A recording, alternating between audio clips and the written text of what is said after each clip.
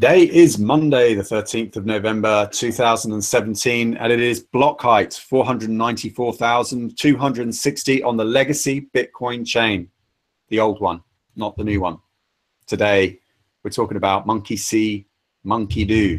Before we get there, let's talk to the monkeys that we have on air with us right now. Let's start with Shinobi and his new HD microphone. Come in. Like that. It's your new HD microphone. So make sure you put him on surround sound if you've got it, because then you'll be able to hear his rants and just be like immersed in that three-dimensionally. We got Rick with us. Hey everyone, how are y'all? Bigging you up again for that artwork. Looks fantastic. We'll explain the nuance of it later. And we have a special guest, JW Weatherman. Hey guys, good to see you. Hey, big Star Wars fan. Got some extra figures in the background now. You got Darth Vader in the back. Wonder who he represents on today's show. Yeah, I'm going way out on production quality here. Yeah. We got Blake Anderson to talk about mining. Dude, I'm now double triggered. First, he triggered me by saying legacy Bitcoin. Legacy Bitcoin. Like who says that? It is Bitcoin. It requires no qualification. So now I got to go find a safe space because of my triggeredness. Aknix from the Bitcoin Bus. Are you coming in? Hey. Yo, cool. You got a new microphone as well? Yep. Good. All right. Very laconic today. Janine. Hello. Cool. All right, let's get started. Where shall we start? You can see the graphic one more time. You like that? You like that chat box? What do you think of that? Oh, look, a new BCH block has been found. They keep popping up. Look how much better a blockchain Bitcoin Cash is. So much more profitable. Winning. Yeah, well, let's start with attack vectors. Not that we're implying on this channel that Bitcoin Cash is an attack vector. That's a perfectly legitimate project and a very good blockchain with some really good mining difficulty adjustments added to it, right? Right, JW? No. It's definitely it's definitely a scam coin and an attack on Bitcoin. All right, let's talk about these threat models then. You've written this document. It's in the description below, by the way. You can click on this on IPFS. Really cool. It's a lot to get through. Yeah, it is a lot to get through, but you don't have to read the whole thing in one setting. The way that I'd recommend people look at it is just skim the table of contents like you're doing right now. See something that they're concerned about, and then be relieved to find out that it's not something they need to be concerned about. So this whole Bitcoin Cash thing is a perfect example, right? Everybody's freaking out. All of these attacks, this combination of attacks that is Bitcoin Cash has been known about for a long time from, a lot of people. What the document does is kind of put it together nicely, but it's basically a recipe of attack 16, 18, and 7. And so we can go through that and talk about exactly why it's bound to fail, and why even that combination of attacks is not going to go anywhere. Right. So one of the attacks that you mentioned, sorry, go ahead, Shinobi, if you want to come in. I was just going to say, like, this, when we had JW on the other day, like, what they're doing now is exactly, like, what I was talking about. Just trying to pump the market and, like, marionette the miners somewhere else. Yeah, exactly. And they're using a combination of things. They're basically trying to create a less secure digital asset than Bitcoin, which I think is interesting because it's possible, it's theoretically possible they could have come up with some ideas and spent some money and tried to do something like Mimblewimble or be the first guys to have Snore signatures or something like that. But they're clearly wanting to create something that's less secure, right? So they're basically taking Bitcoin, throwing in a security bug, and that's what their asset is. So they wanted people to follow them into a path into the woods, and one path went towards darkness, the other went towards light and utility, and they've clearly chosen the path of darkness. No extra signatures, no extra security. It's just a dark path. Exactly. I mean, one of the safety features that's really important in Bitcoin is that we have a cap on the block size, and without a cap on the block size, you have two big problems. that cap is designed to prevent. The first is something that we've seen all weekend, which is spam attacks. And then the second is that if we don't have a cap, the blocks become so big that we have greater latency, and that results in additional incentive to have miner centralization. So that's a really important safety feature that that we need to have. And yeah, Bitcoin Cash has just said, well, we're gonna tear it off, right? We're gonna do something that we think is insecure right now. And by the way, our roadmap is just to make that problem worse and worse and worse, right? We'll be at 8 meg or 16 megabit blocks in no time. So anybody that that's going down that road, we already know where it leads. It's almost like somebody was talking about, I think it was Jimmy Song that published something that was about the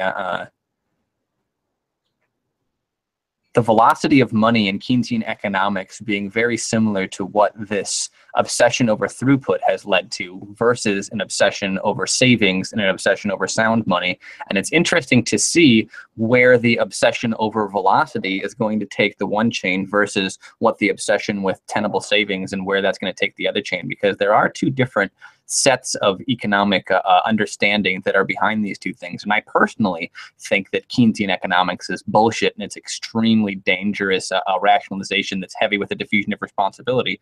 But I mean, I guess I can't prove that really, really concisely. If I could, I would have done that a long time ago. So obviously, me being a Bitcoiner and wanting individualism to win out, that's going to have a different set of principles that are going to be important to me to prioritize, instead of just making the velocity of money go up so high, because that's the thing that I'm most concerned about. And then having like a hardware style of centralized super hardware having to then provide that throughput so that we can get that real high liquidity quote value add that the Keynesians like so much. Well, yeah, and like So a real. I'm sorry, Chris. Go ahead. Well, where's this graphic I saw on Twitter? I really liked it because it put everything in a nice kind of tabulated way. And one of the threats is PR attacks, which is trying to influence public opinion. And I also think listed here is creating an alternative Bitcoin and calling everyone that, the Bitcoin. This was an attack that's been known about for a long time, and that's currently the attack that's underway at the moment. Not only that, but we've been gathering sources and evidence over the last few days of basically an organized pump and dump on Bitcoin Cash, and together in the whale pool community and also on Twitter and in our own Bitcoin Mumble chat, we've had a number of people that have stepped up and said, I was told about this pump on the 8th of November, the day that SegWit2x was called off. And some people have said that it was Chinese miners that messaged them. We had a couple of reports that Bryce Wiener, the well-known pump and dumper on Twitter, had been, telling people to buy Bitcoin Cash. But it sounds like there was a coordinated effort on that part, in order to try and influence the price. Yeah, and real quick, what I was going to say, another real long-term flaw in like the thinking of BCash is the sustainability of the fee market to keep miners actually moving forward. I mean, like the entire argument I make, and a lot of people I know make, is you need that fee market and some kind of throttle and block space to actually have pressure to keep that fee market developing, because the subsidy is going to go away one day. And like you need that monetary reward to actually incentivize miners to keep going. And we have that right now because of the fact that block space is pretty much a scarce resource. Like it's something that is limited because it dumps all of those costs onto the commons of a validating node. But one of the just mind-bogglingly flawed assumptions about something like BCash in the long term is the sustainability of that. Because if your plan is just crank up the block size and get raw numbers of transactions going through with an insanely small marginal fee per transaction, then you have destroyed any kind of predictability of the reward schedule that incentivizes miners to move forward. So if we get to that day where we have big block, like infinite block size coin that the whole world is using, the rewards for miners are literally dependent on the rate at which people transact. And that's just not sustainable. Like imagine like just Black Friday or holiday shopping, where you have huge spikes in transactions and miner revenue goes up and then it just crashes down. And now a lot of miners aren't sustainable. They have to shut their machines off. The entire network becomes unpredictable in the confirmation times. And it's just the entire incentive structure for miners falls apart because you will never have that transactional speed that people like engage in be a constant thing. It's seasonal. Like we can see this just looking at how our economy works. And the notion that we can keep this system sustainable and functioning under that model is just delusional. Yeah, so one of the things I wanted to point out, because kind of joking at the beginning about, if this is an attack or not, here is the chief scientist from Bitcoin Unlimited. Why are you not at his, can you go to his tweet? I am at his tweet. That's just his profile. Okay. I think it's the second one. But I would show the GitHub one because that's more direct, and it directly shows that they were doing this on purpose to go against. Can you go to the GitHub? I don't. I post here. I tweeted it. Something like.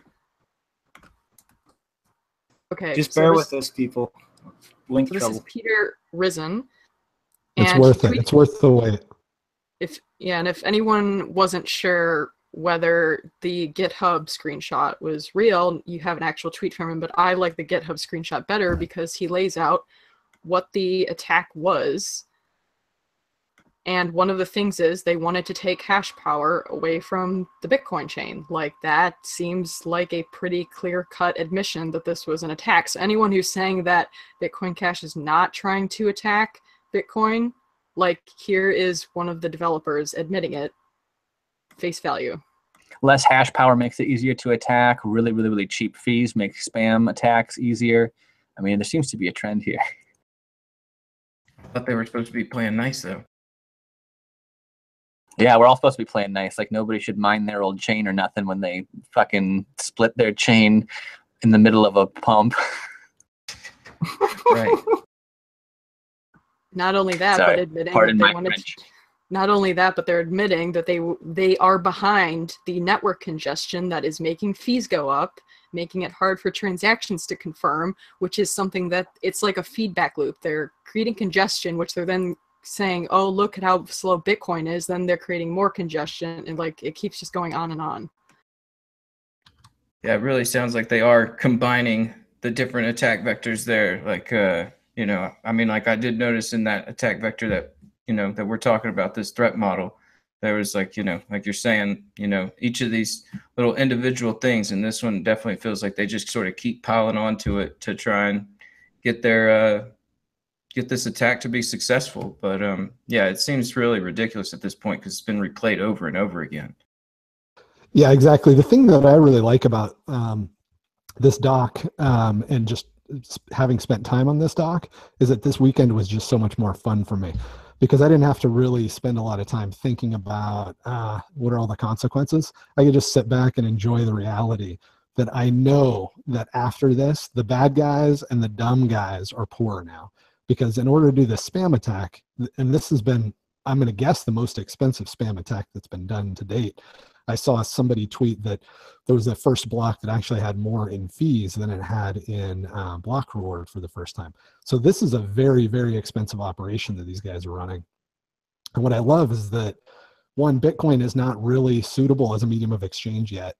Bitcoin Cash isn't either, or BCash isn't either. That's kind of that's another side topic because it couldn't process like all the transactions in one freaking McDonald's, right? So it's not like we're comparing a store of value versus medium of exchange. That's not what's happening. But Bitcoin really isn't ready to be a global medium of exchange yet. So, you know, it's not hurting a lot of people, right? But what's great is it's hurting them a lot because they think it is, because they're just kind of confused about where we're at in this development process. And they're definitely poorer for it, right? So Bitcoin is just standing there, and a combination of stupid people and evil people are just, you know, running up and dying at its feet. I love it. It's exactly what I want, what I'm here for, right? I want to see this happen again and again and again. And I just want to, you know, look out at the fools and the evil folks that are trying to do wrong and having zero success. Yeah, I really hope you're right about that because, like, you know, we see like these pumps and everything. It makes me wonder, like, you know, they're splitting their coins and they've got coins. Like, I mean, I'm sure you're right, though. They are losing money doing the, mining at a loss and, trying to pump this thing into the sky. So hopefully that will, it won't, I mean, like, I don't see it being successful at all, but I just hope they don't convince too many people that they got the real Bitcoin just because Bitcoin was supposed to be a medium of exchange or whatever they think.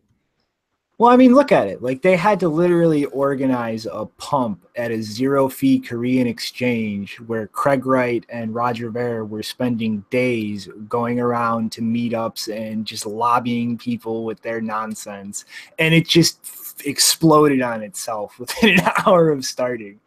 And like, it's not sustainable. And I mean, even like the one thing I was worried about is just a blanket mainstream media bullshit fest. But like Janine found earlier, the CNBC article had a pretty like reasonable assessment. The Wall Street Journal article in our show notes, it used like some bad terminology in a few places, but it portrayed things pretty accurately. And you have Max Kaiser out there, Bitcoin Cash is rape. What's Bitcoin Cash most like? Herpes, Ebola, AIDS? I mean, like they lost the monopoly on the mainstream media narrative. Like, that's not happening. And that was like the one aspect of this that had me even worried in the slightest. And to go back to that Korean exchange, a lot of those investors right now, I haven't been able to, I don't know if that's one of the things we're going to do in the show, but I wasn't able to confirm whether they are filing a class action lawsuit, but they're definitely angry about the fact that they basically paid into a pump that then died and they lost a bunch of money.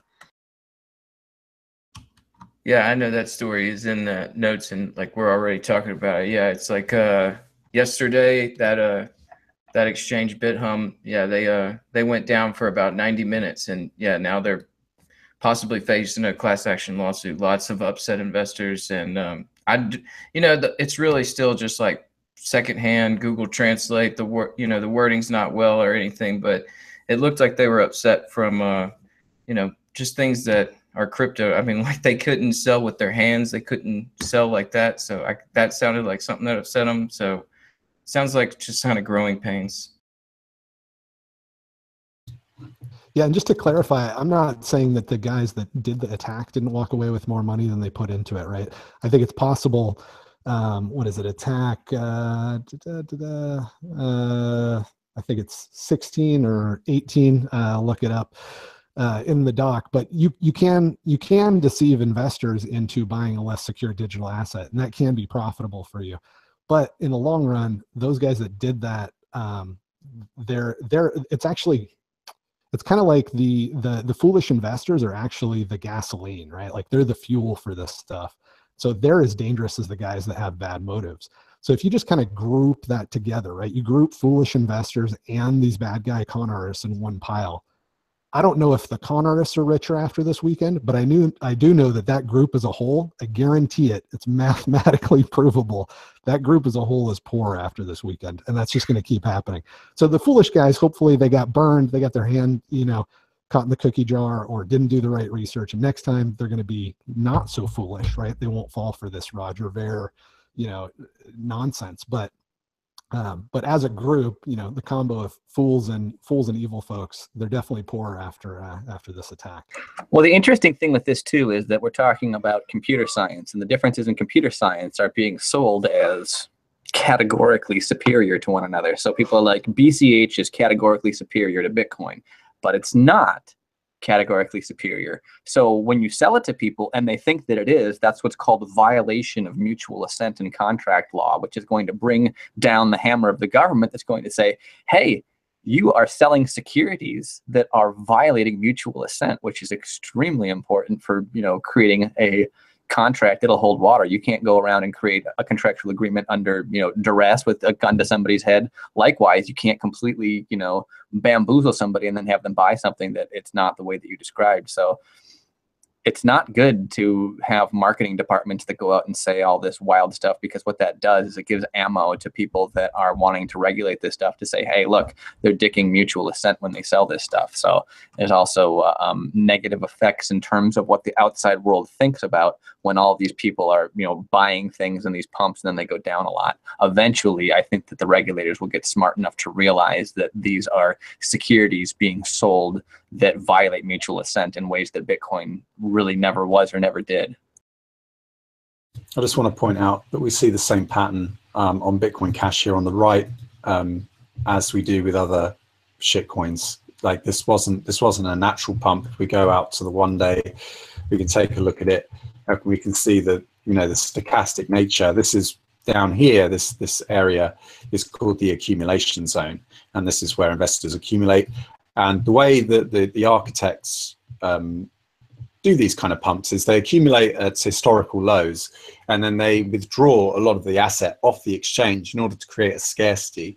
You then need to create a quorum of actors that all pre-agree to buy this token on a certain trigger, like a certain date or a certain announcement when it gets put out. You could often create like Telegram groups. They are often like, you know, let's have a look at another shitcoin, XVG.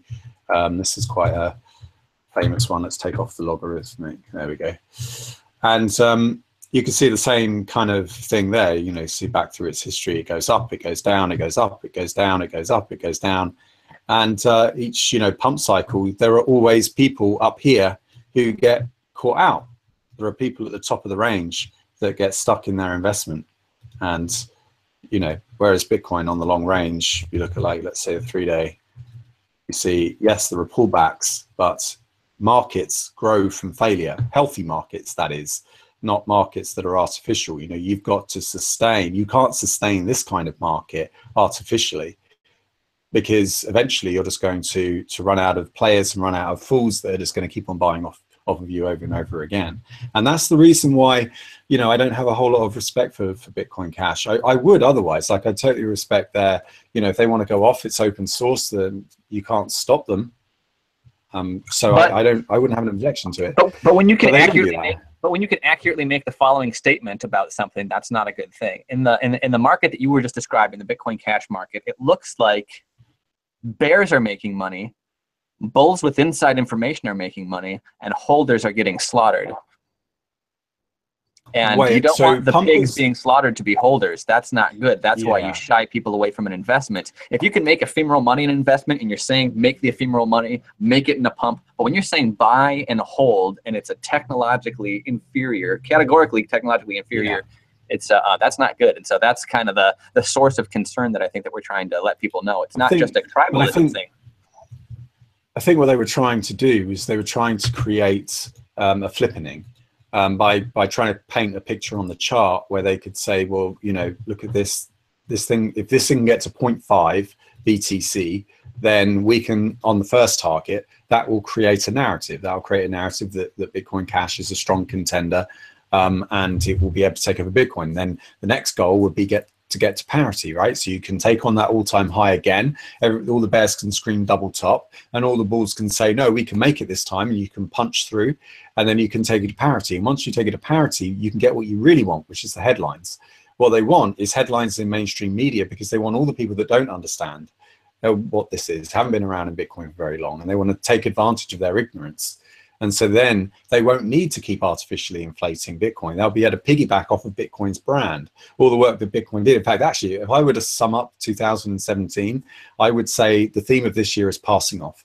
A lot of new people coming in, trying to, like, you know, squeeze out the OGs, the original gangsters, and the people that have been in for a long time, trying to pretend like they've been in it for longer than they have, that they've got more knowledge than they really have. And trying to grandstand and just get as much attention and tout fame. Like, think about all the YouTube metrics. Think about the likes, the subscribes, and all that dashboard that you'll get. You're basically gamifying attention-seeking behavior. You're turning attention-seeking behavior into a game so that people want more of it. In YouTube's case, it's financially incented. In Twitter's case, it's just incented by narcissism and histrionic, behavioral disorders that I think some people have. And then once they have those platforms, they just shout whatever comes into their head first. They don't think about it first. And the people following them are in a vulnerable position because they don't necessarily know what's best. They're just looking for somebody to show them the way. And so these charlatans, I think, have just come in. And like I said, I would have, somebody that sponsored me some years ago on a project that I did said, oh, I helped you out when you were like really poor and you were like needing help and assistance, and now you're doing this. And it's like, first of all, dude, if you're watching this, don't guilt trip me. I'm grateful for your contribution. I genuinely am. But just because we disagree on this one particular issue doesn't mean that you get to pull that out of the bag and say, well, because I helped you here, I'm going to guilt trip you into maybe self-censoring or saying something a bit different. I have a sincere belief. And right now, I feel like people's beliefs are being played with these marketing stunts and just trying to create PR and gimmicks. Anyway, I'm ranting. I'm going to stop. Well, I think it's interesting when you were talking about the flippening. The concept of a flippening, I think, is very important for them to retain. They're saying there's going to be this flippening. It's going to be BCH versus Bitcoin. But why doesn't that happen with Bitcoin versus Litecoin or with Bitcoin versus anything else? And there are concrete reasons why it does not happen with other coins. And that reason is the infrastructural build out that Bitcoin has been able to have and gain since its inception is already out there. There's already a base assumption that this digital currency is going to work in these ways. A flippening would have to have enough information and people all uniformly look at and completely reorganize all that infrastructure in a very, very, very short period of time before Coinbase releases all of their false insular, value proposition that's beneficial by, giving all that BCH to their customers. So when you think about this flippening event, you'd be like, oh, wow, that would be great. If there's a flippening, then I can move my money over, then I'll make twice as much. But then when you think about the technological reasons why that's extremely difficult, why that's objectively hard and by mathematical definitions, then you start to think about, okay, there better be some actual technological benefits to this new chain. And when there aren't, including there's actually problems with it, then you have to really, really, really, really be careful with how much excitement you have in terms of, oh, look at this, high risk, high reward situation that's coming up. It's, it's a high risk situation for a reason. Okay, Janine, come in with your point. Yeah, so I just wanted to point out there was a bit of a flippening over the weekend because apparently for maybe a couple hours, Bitcoin Cash actually surpassed Ethereum in market cap for a while, which everyone thought was very hilarious because Vitalik even tweeted about it. But this is a point I want to make why market cap is not the greatest measurement for how supported something is or how good something is. It went back down again. Ethereum surpassed it or regained its number 2 place in a couple of hours after that. So yeah, not market cap, not a good measurement. What was threat number 26, JW? You were mentioning in the private chat. Yeah. So what you guys were talking about with the charts and showing kind of the market orders and all that, I think that's a reflection of this reality that it's really hard to deceive investors for a long period of time, right?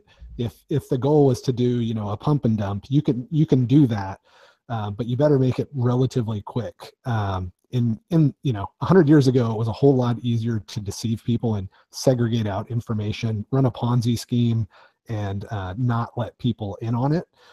Just have people that are in the know and people that are out of the know, but that's much harder to do in general now with the internet, and it's really, really hard to do with something like an open source cryptocurrency. So I think we're probably going to see more of these attacks, but I think every time that it happens, and I think you guys have been around long enough to know that every time in the past it's happened, it's been relatively short-lived because it's just too hard to deceive. It's too hard to deceive people over a long period of time. Especially in the age of information, that shit's becoming harder and harder and harder and harder and harder. If you want to pull the wool over somebody's eyes in the modern day, holy shit, it's a lot harder than it used to be. Yup, 4chan's coming, baby. You want to spread bullshit? We're going to get you. Yes, indeed. How much time do we want to dedicate to going through various different threat models? Anything else, JW, you wanted to mention? There was a couple that I was just going to throw out because I think they're kind of interesting. One that I just want to throw out just to make fun of fake Satoshi, and that's attack number 14. An attacker could claim to be Satoshi in order to remove a safety feature from the next version of Bitcoin. I think it's interesting that most of the time when somebody's doing something that looks dumb, they actually seem to have a pretty bad motive, right?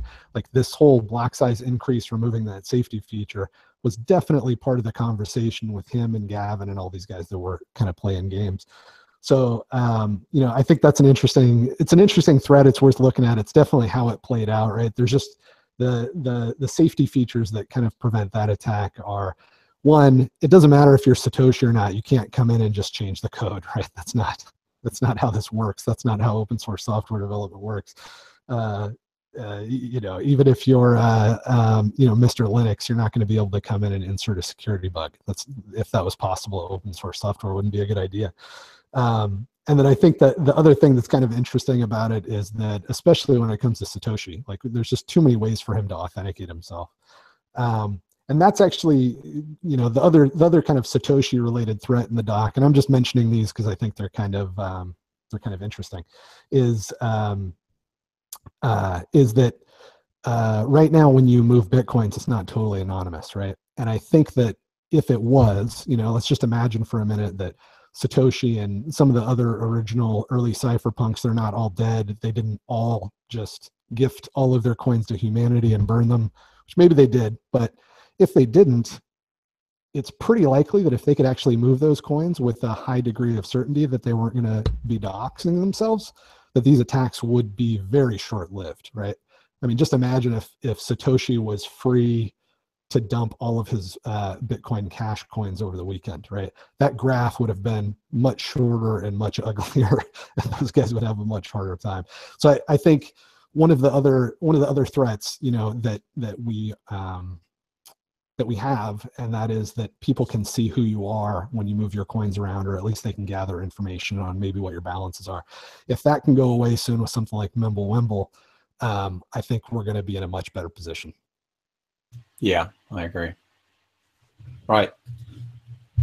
We don't need to talk about privacy or fungibility. We need to talk about block size only. For about 300 decades, we need to just only fixate on block size and never achieve anything as a species ever again. I think that's pretty much a good thing that matters. I mean, like UPS, they only have one issue: block size, box size. It's all about the cubes. The cubes have to get bigger everywhere. The buildings have to get bigger. The cars and the roads have to get bigger. Make everything bigger. I'm going to fork FedEx and we're going to use spherical containers. They're going to be a lot less efficient, but I'm going to sell them as a benefit. Yeah, that was one of the problems that I had, because I actually ended up getting a response from that Ars Technica journalist who wrote that terrible article about Bitcoin Cash. He's written a second one now. He didn't take any of my corrections. And one of the things that we were arguing about was the definition of SegWit. And he started off by saying he understood how it worked perfectly. I gave him a definition of SegWit, and he just kept fixating on the block size, the base block size limit. He's like, but it's not counted in the base Bitcoin block size. I was like, that's not the point, dude. You didn't give a good... His original definition of SegWit was that the signature was stored outside of the blockchain.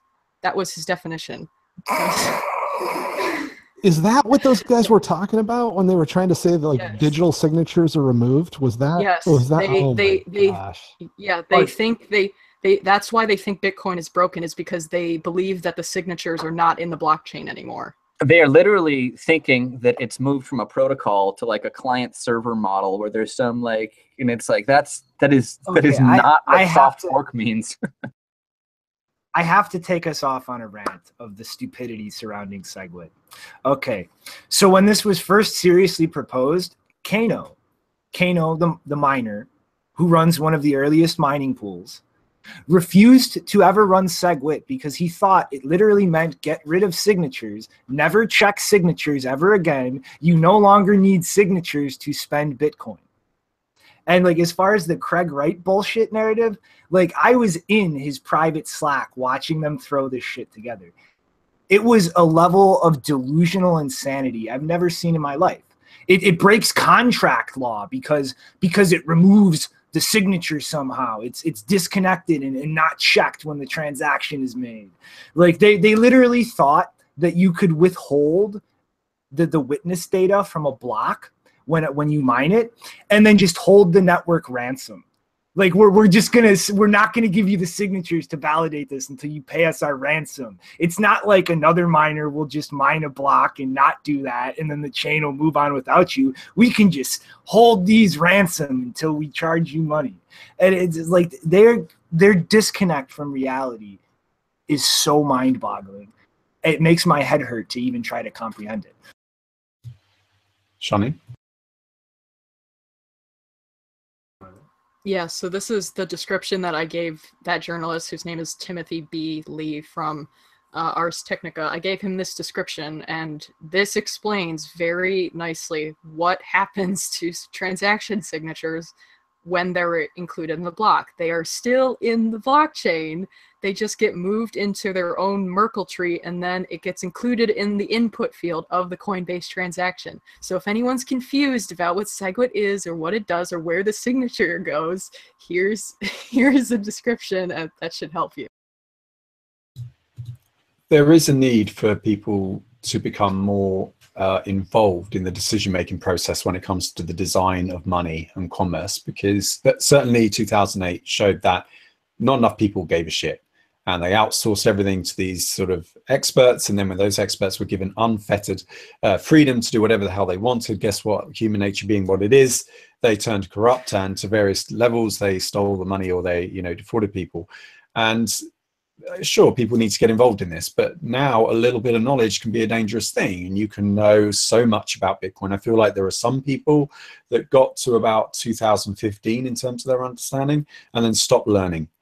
Like as new features started getting suggested into Bitcoin, they weren't really following the mailing list, they weren't really following, and now they're stuck in this sort of interstitial space. Yeah, and they don't know how to get to the next step because they haven't really read it up. I really appreciate the job that Janine does in terms of she reads the different stuff that comes out from mainstream journalists about Bitcoin, and then she'll fact check it. And it's funny because when she fact checks it, sometimes when she sends them the information, they're not like, "Oh, thank you so much. That was terrible." Like they'll be defensive about it. And just recently, they actually literally said, "Well, that's just semantics." I thought it was great. Janine took one of my tweets when it was actually my response to a different time this had happened. And I was saying, look, man, I mean, semantics are an absolutely material part of technology journalism. You can't get this stuff wrong and then come back and be like, oh, it's just semantics. Like, this isn't Salon. This is not, IMZ or whatever. Like, this is important stuff. So I don't have the patience to go read mainstream articles and then correct their mistakes. So kudos to Janine on doing that for sure. Yeah. I love that both journalists that I corrected their articles in the past few months, they've both come back. I mean, the first thing they say is something about semantics, and it's like, you're a journalist. Do you know what semantics is? It's the meaning of words, you idiots. And the thing that disappoints me the most is that I'm followed on Twitter by the founder of Ars Technica, and I know he was reading the thread because he was favoriting the tweets of the journalists that I was correcting, but he has so far done nothing to actually correct the material in the article that I provided for free with no thanks and apparently mostly ignorance. So yeah, thanks. We should retweet that on Block Digest. I'll retweet it too, because if the person that's above him doesn't give a shit about journalistic integrity, then let's blow that up. I mean, like, there's no excuse for that.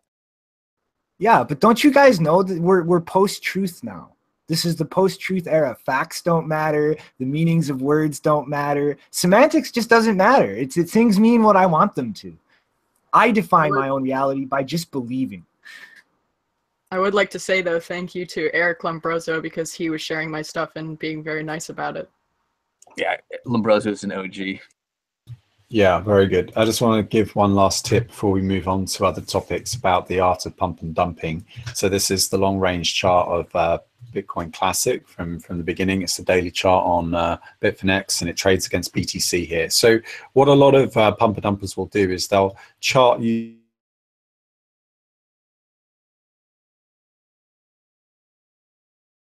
Uh-oh. Wrecked and a half. Like, that's the most wrecked I've ever seen anybody. Let's hope that Chris is okay and send him thoughts and prayers. Hashtag thoughts and prayers for Chris and his internet connection. Chris, did you just get hit in the face by a bunch of data after the pipe unclogged? It was a data ejaculation of sorts. Oh no. Well, let's see what we can do about this. Who wants to banter some more so I can get some funny things set up? Yeah, I was gonna say, like y'all were talking about, just like the public being misinformed and these different, you know, articles and everything. Like that article that y'all were just talking about with the wrong definition of SegWit. That was like a CoinDesk article, and I mean, was that a CoinDesk article? That's what I was gonna ask. Is that mainstream, or like is that just sort of like within our own little? Is it like a smaller publication? Because we were saying earlier, the mainstream's starting to get a little bit better about at least keeping it pretty neutral. I think it was Ars Technica, wasn't it? Yeah, the really bad one. But, I mean, it's kind of a hit and miss. Oh, we lost Janine too. Oh, must have been their entire internet. They browned out their whole net circuit node. Oh no.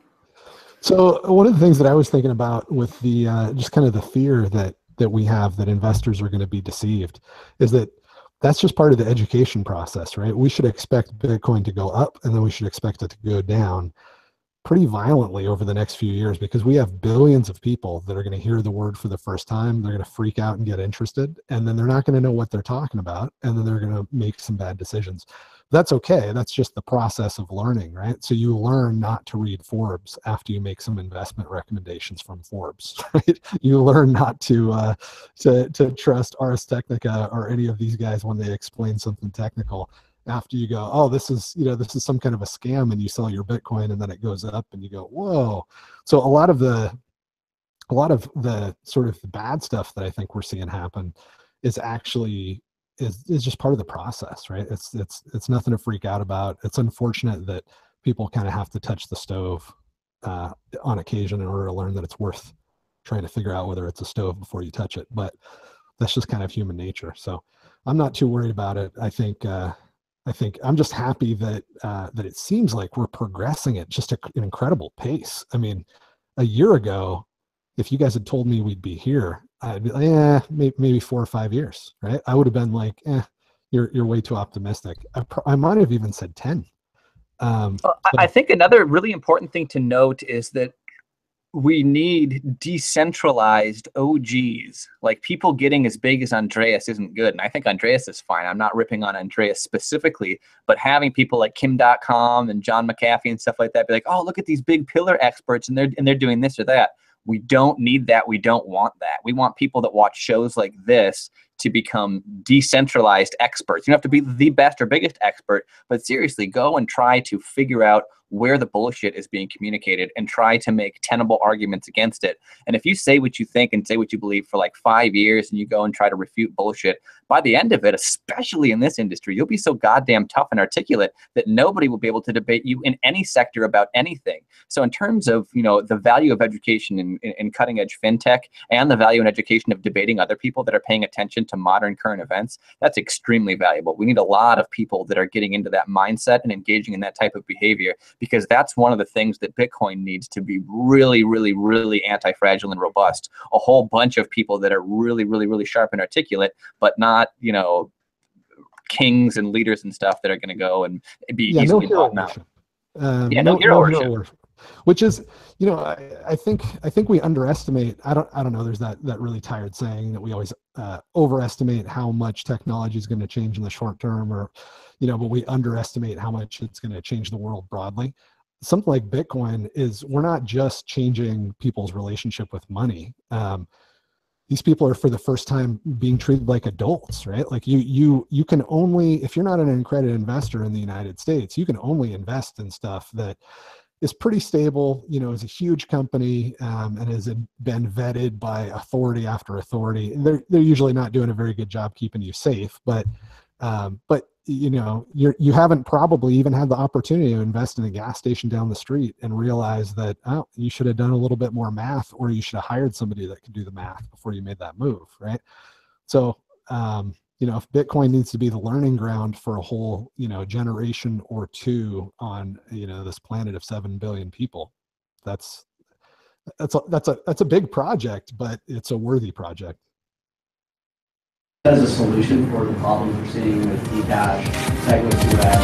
Bitcoin Cash is not a BCash, okay?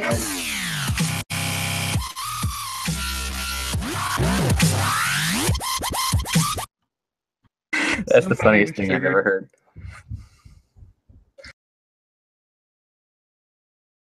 Looks like our camera got stuck on Rick after we lost our Oh no. Well, our gracious host. So look professional and smart, Rick. all right. Let me see if I could do some screen sharing here. All right. So He's back. We've got him back. There we The go. world has started turning. let me turn off the screen share. Holy shit. In microphone. Can you hear me? Can you hear? Yeah, now we got you. Now we got you. Okay, And then we sorry. instantly lost you. Ooh, We had you for about 1 second, and then we lost you. Ah, boy. We're in connection prison. We got to play the prison blues.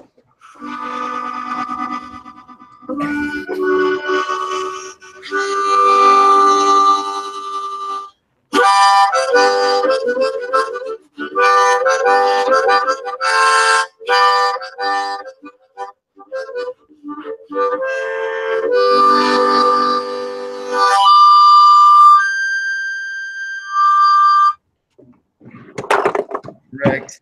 Right. That really high note at the end is great for people's speakers. The GCHQ must really not be a Chris Ellis fan. Yeah, apparently not. Somebody in chat said Chris got blown up because Roger Ver was storing explosives secretly under his flag. Nice. Oh, man. Oh my Oh, god, I boy. can't breathe. I guess should we go into whatever was next, or I guess he's coming Let's back do it. here. Let's just No, dive into it. that's- Let's just talk about the next story. Come on, Shinobi. Hey, so one of the things that I just want to talk about just for the heck of it is actually, you know what? This is a story. I think it's on your agenda. So if you guys are going to go ahead, I'll wait. I'll hold my comments for the appropriate moment. Now we need comments now. Let's do it now. Okay, so over the weekend, I was talking to a bunch of guys in what is it, Dragon's Den, right, on the Mumble, and it was just fun to think about the fact that a miner, doing just the function of mining, can't really make a profit, right? Like they make a profit through other functions that are related to mining, like speculating on the price of Bitcoin going up and things like that. But just doing the job of mining itself, like you can get paid a wage basically, but you can't make money. Like a profit comes from speculation, right? From having some inside knowledge about the market, or essentially buying an asset knowing that other people are undervaluing it right now and they're going to value it more in the future. That's how you're a good speculator. And there's an element of that with mining, because you have to go, okay, how much equipment am I going to buy based on the price of Bitcoin, what it will be in the future, and those sort of things. But you can kind of theoretically set that aside and just say, if you wanted to do that, you don't need to be a miner, right? You could do that more efficiently just by buying and selling Bitcoin on the exchange, right? So you can kind of set out that element, the speculative element on the price of Bitcoin, and look at what it means to actually run mining equipment. And it's really a terrible job, right? Like there's no, it's not a very good business model, right? So I just see Jihan just freaking out and trying to scramble, like, designing ASICs, that's a business that could be profitable. But actually just mining, when the difficulty goes, like as soon as you make a bigger investment, the difficulty goes up and just takes all of that away from you. And then you've got new miners coming in that might throw a ton of hash power on just because they get really excited about a price bump that is temporary, but they don't, and it just completely destroys you. I just love watching that guy flail around. I think his business model is just a disaster. Yeah, I mean, it comes down to mining is not free at all, and holding is free. And if you have to pay money to buy miners, if you had kept that principle without converting it to miners, which need to go back in ROI, generally speaking, unless the price of Bitcoin was really fucking high and you bought a miner for a really good deal, it's probably almost never going to work out, so that it was better to mine than it was to just hold your principle without converting it into a miner and just doing it that way. Because like you're saying, if you're mining the coins and then selling them right away, you're barely going to pay for electricity. So you have to hold on a very long horizon the coins that you've mined, but then you also have to suffer the overhead from continuing to mine, which is going to burn through another value store that's going to be fiat or something that you're paying with, which would have also been good to hold in deflationary fiat. So very, very interesting point of view on mining. Yeah, and I think, you know, there's some room for innovation, right? Like he may have worked out a deal with the Chinese government to get cheap electricity, and there's some functions that, like I said, that are related to mining where he might be able to make a profit. I wonder if some of that's drying up also, right? With China not being so hot on Bitcoin, maybe they're actually making him pay for his juice now. I don't know, but I think we overestimate that guy a lot when we think that he really knows what he's doing. I think it's just like death throes, right? I think they're desperately looking for some way to not have the market just kick their ass, because they're in a very fluid, highly competitive line of business, and that's exactly what you don't want, right? Like the reputation doesn't matter. Their book of past contacts doesn't matter. Like all the things that you think of when you're trying to build the business and that thing have value just doesn't apply to a miner. So I just love that he's screwed.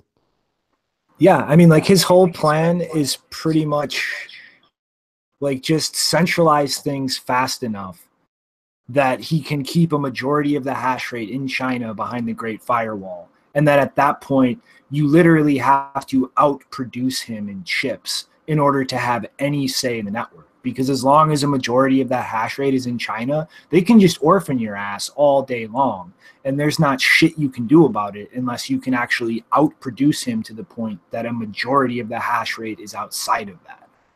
And like everything that he's done, said, like tried to position himself for, from my eyes, like that is exactly what he's trying to do, because he knows that that is the only way he can maintain a dominant position or a monopoly, is to just boil it down to, you have to be able to produce more chips than I can, otherwise you're shit out of luck. And it's not just like marginally, like you have to outproduce him exponentially to actually get that majority, as he's constantly manufacturing and piling more hash rate onto his side.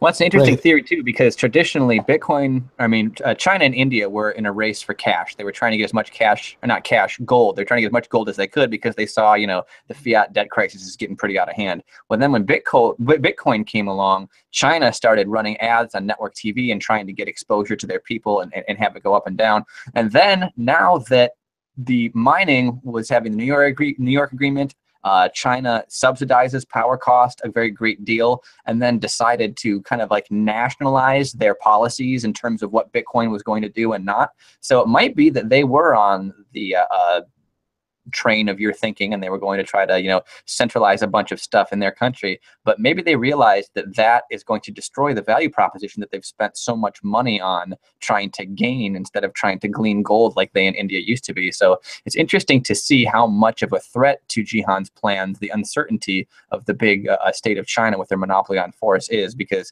it seems like they did a good job of upsetting people's plans that were planning to mine in China on cheap energy. Maybe they decided that they don't like providing their cheap energy as a subsidy to be purely weaponized as something that's going to just turn into cash. Like they're converting their subsidized energy into Bitcoin, and I think that China either got tired of that, or they decided that a different strategy in terms of how to get maximal exposure to Bitcoin, they may have adjusted their strategy. Yeah, I think there's something desperate happening. I also like to laugh at Coinbase, because those guys are just screwed too. I mean, could you imagine if you were a major investor in Coinbase right now? Like Lightning is going to completely obliterate one of the use cases that makes you valuable. Plus with Charles Lee gone and underneath Armstrong and stuff, it's like, oh shit. Right, and then your only other real value proposition is being an exchange, and everybody's clamoring for decentralized exchanges, right? Like you're basically, from everybody that's technical in the Bitcoin community, you're seen as a security vulnerability. Like, we got to remove these guys. These centralized exchanges are, you know, we're just going to have another Mt. Gox. And then Lightning just destroys the only other value prop that you had, which is you could do off-chain transactions, and you could do cheap transactions. I think that was a big part of probably their pitch and their play.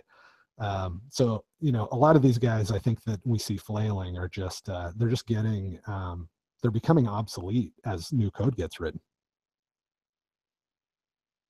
I love it when Blake talks about money. Back, I think, this time, our internet got cut off. And then my phone cut off as well. How crazy is that? The GCHQ is trying to get you.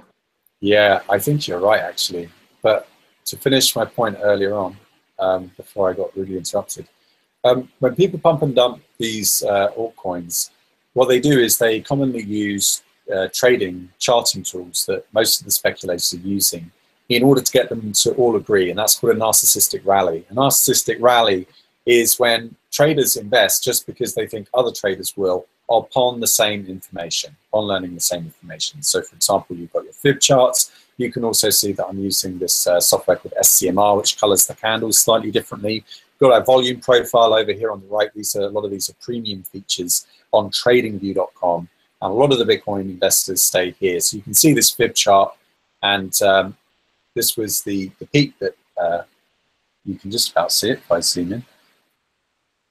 What they try to do is they get their shitcoin to go to the fib levels. You see how on the daily here we hit this line, and then all the traders do the same thing. They draw the same chart, and then they all share their charts, and then they're trying to get it to 0.5 BTC, and then the long range fib based on what it got to in the first few weeks down here. That's how we're drawing this thing out. See if I pull this up and down, I can get these lines to move. The long range chart, I think, is parity. I think that's what they want. They want 1-to-1 for Bitcoin. I don't know whether they'll get it, but that will certainly help them get the headline that they want, which is the narrative that they want to be able to capture. So did we already move on to this whilst I was away? The price rise in Bitcoin and the slump? No, we had not. We just kind of started rambling off into the weeds. Cool. So our next story, Bitcoin plunges more than 25% in 4 days. Headlines like this, like the financial sector loves these kind of headlines. They do it all the time with stocks and with gold, and Bitcoin is now the new toy that they get to talk about, choppy gains. Who wants to talk about choppy gains? Better than pump and dump losses. Well, I mean, I can share that this guy called Mike, don't know who Mike NOVOGRATZ is, but Zero Hedge reports that he bought $15 million to $20 million worth of Bitcoin over the weekend in the recent pullback. Someone pointed out that's not very specific. Like, that's 800 Bitcoins. He's not sure whether or not he's bought. Now, what is it, 15 or 20? There's a 5 million gap in your accounting. But yeah, apparently some people did buy the dip. And it wasn't bad. Did you? Cool. Good for you. Yeah, man. I bought the dip. There's a tweet on my profile of the baby throwing cash out the window. It's like from an old movie. And I just said buying the dip like this, and the baby's throwing the cash out the window. I thought it was pretty clever. It went down more after I bought, but it's back up above where I bought. So I'm happy. Well, as we're speaking, we're surging right now, absolutely surging. And so yeah, we just touched the upper monthly B band there, and we are absolutely pumping right now. Probably heading for 6,900, or maybe this level here, 6,600 or 6,700 roughly. But I do think that, you know, if you want to look at the weekly chart, and we'll turn off our targets, that weekly candle there was brutal. And very rarely do we see one weekly red. Normally when we see a weekly red, we get another weekly red. So I still feel like we're on shaky territory right now. I'm not sure that was the dip to buy. Some people have said 4,800. Should be around here. Some people are speculating even dire, worse, much worse. We're going to sink all the way down to 1,800. $400. $400 will get the fuck Bitcoin's out. dead, guys. Bitcoin's dead. It's dead. Bitcoin's dead. No one will ever take it seriously again. All right. So yeah, Bitcoin went down. Basically, it's one of these filler articles. This fills up space. Last minute warning, exchange, please stop withdrawals to BCH whilst the hard fork upgrades. Yeah, we got this message of Bitfinex, and the deposits and withdrawals were suspended. And that was to allow for people to get in with their own forks, right? Like apparently there's like a Bitcoin Cash Classic. I don't know if that's a thing. Bitcoin Cash Classic. How we pronounce it? Sadly, from what I've heard, there is no Bitcoin Cash Classic yet. Oh, But okay. It looks like the hard fork went off without a hitch, from my understanding. So there was no hard fork. No one managed to get it. Fully implemented the difficulty adjustment change, and as of yet, I have not heard any mention of BCuck or Bitcoin Cash Classic. Yeah. That's the most centralized thing I've ever fucking heard of. If they actually did avoid having any type of chain that never bubbles up later to be like, oh, by the way, there was at least some hash power on this other chain. Like, that's unbelievable. If that happens, that is, in my opinion, like, I don't want to sound like damned if you do, damned if you don't, but either they did it successfully and it's way too centralized, or they're going to bubble up with, people later on and be like, oh no, this chain still exists. Well, Bitcoin Classic here with 80 followers on Twitter, not looking very convincing right now, but it does attempt to restore Satoshi's true vision, and that was rejected and denied. So didn't get merged into the code base. Well, then clearly Craig Wright is not Satoshi. There you go. He rejected Satoshi's vision.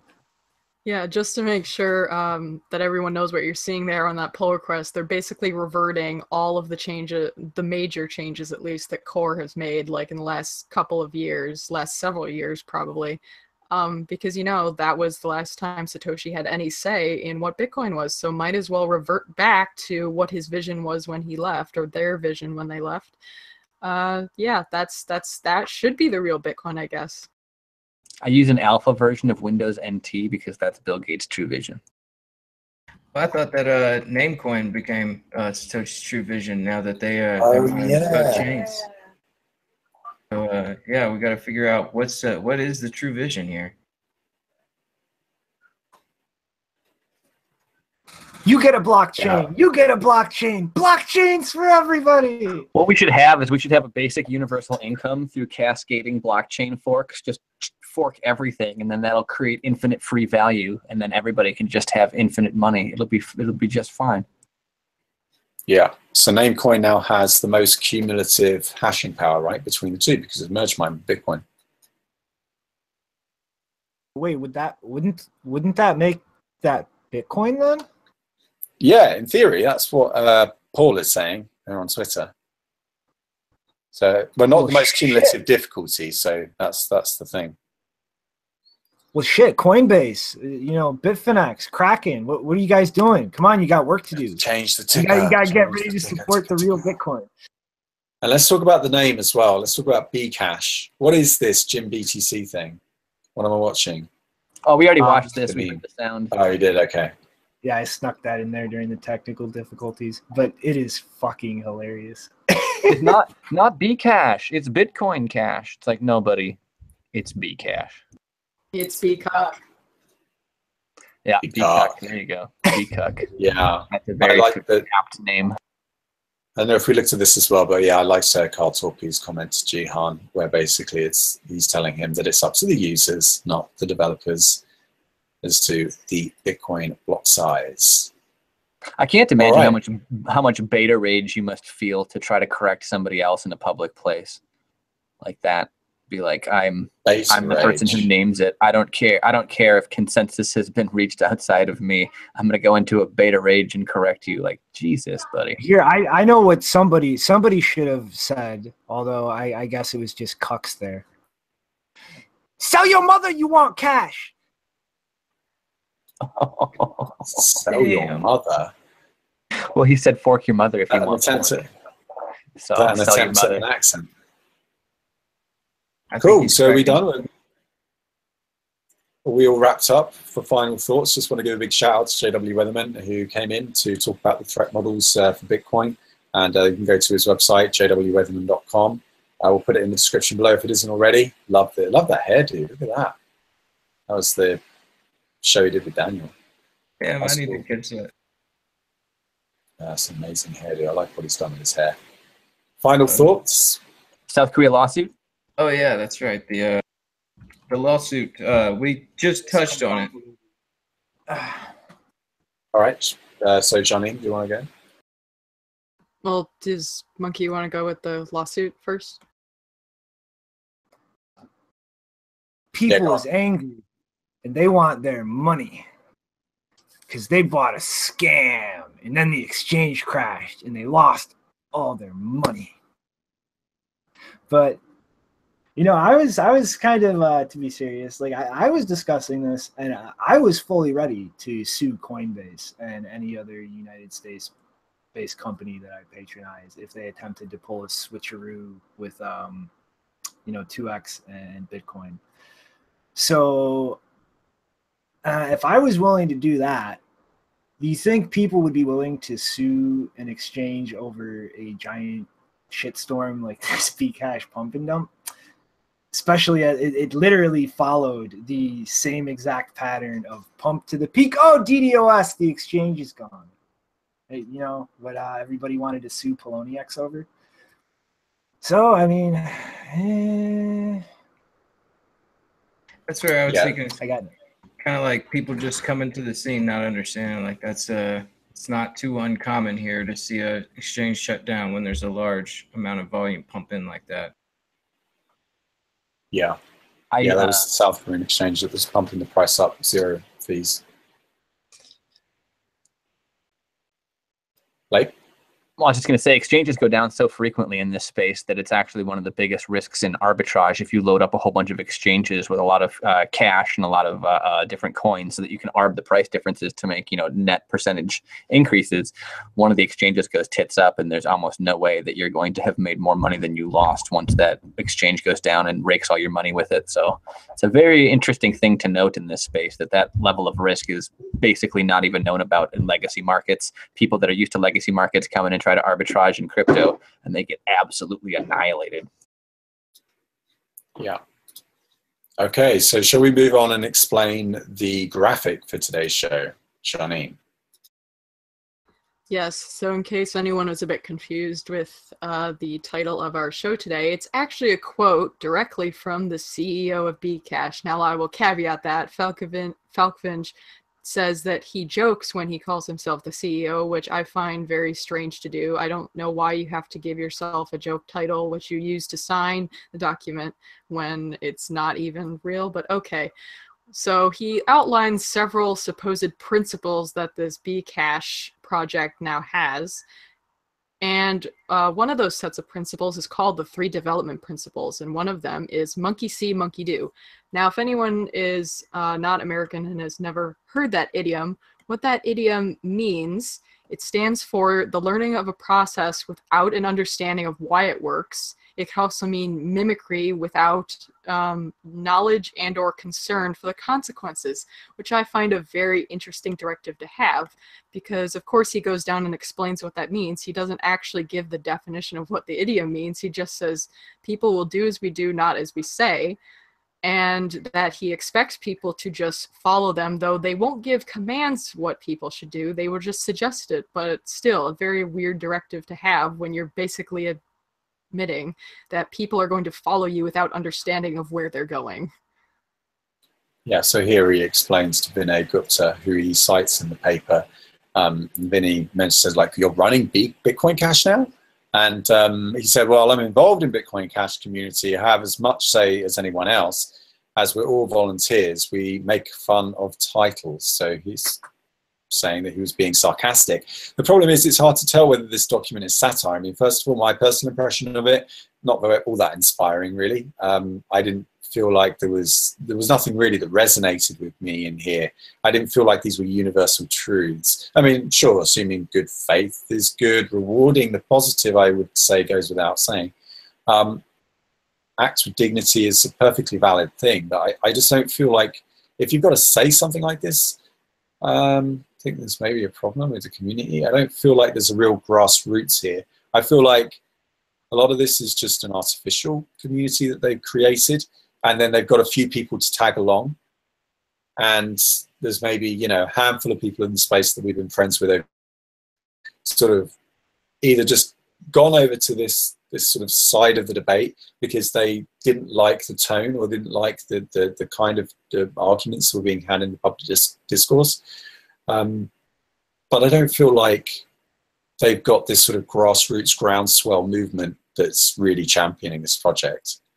Well, I mean, I don't have respect for Adam Back because he's some fucking polished mouthpiece of a company that's like doing stuff. I have respect for Adam Back out of the meritocracy of having invented Hashcash and Bitcoin being Hashcash with extended inflation control. That's why people that know have a hyper massive level of respect for Adam Back.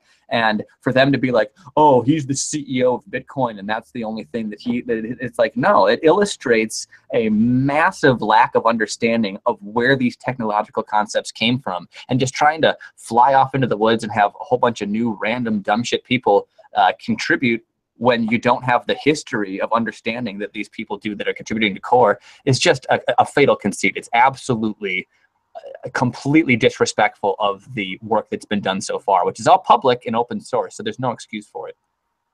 But see, apparently people skills matter more than code skills.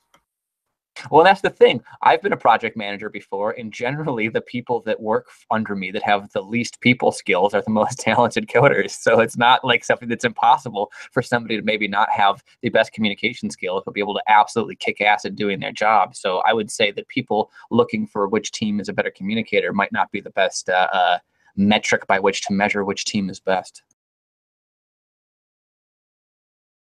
And what's this graphic, Shani? Yeah, this is something that I pointed out yesterday, and I didn't directly link Falkfinge, but if anyone sees him making any claim to having superior governance leadership experience, I just want to point out that this was a very tragic incident that happened within his own pirate party in Berlin last year, where I don't know if he was the front-running candidate, but he was in parliament for the Berlin Pirate Party, and he first murdered someone, and then he committed suicide. And that was someone that the Pirate Party in Berlin, where Falkfinge currently is and was last year at this time, but I checked his tweets, he never actually mentioned that this incident happened. But I feel like anyone who is leading a group that they have someone like that in their midst, you have to be very concerned about what kind of experience he's bringing to this project in terms of governance. Also, pirate party. Doesn't pirate have a negative connotation in terms of murder and rape and theft and stuff like that? Like, if you're going to start a movement, maybe just the fact that pirate sounds really cool is okay, but like, you need to have principles. I wouldn't take that. I mean, I've generally liked the Pirate Party in general because they do a lot, like the Pirate Party has done excellent stuff in Iceland. That's actually the only place where they've really succeeded anywhere. And I'm Icelandic, so there's a lot of people like me in Iceland that are like jail the bankers and stuff like that. I'm heavily Icelandic, but the Pirate Party in places where it's like, let's just be the Pirate Party. Let's just have a whole bunch of people that agree on things that seem like they're cool and progressive and different, instead of being like, here are our brick shithouse principles that are actually defensible enough to go down to base principles. Like, it just seems like they have this top-down idea of how they can disrupt politics, and maybe that's what it takes to disrupt politics, but I don't have any respect for that kind of bullshit. All right. One last thing I wanted to point out from the Falkfinge letter, I think was the funniest part, is this whole thing literally started with nobody will tell anybody else what they can and cannot do. This is a disorganization. And in this section, they're literally saying, we will never introduce a feature like RBF. We will never let a fee market develop. We will never limit block size. We will never break the signature chain. Wait a minute, wasn't the whole point of this that nobody ever told anybody what they can and cannot do? You're telling me what I can't do, bro. I'm going to do that. All right. Any other final thoughts before we sign out? All right. Well, look, if you were following along, you can find all the links to all the topics that we covered in the description below. You can also find a link to the Bitcoin Mumble chat room, and you can join us where the conversation never stops. And if you liked what you saw today, you can hit the like and subscribe, but remember, only if you want to. Bye for now.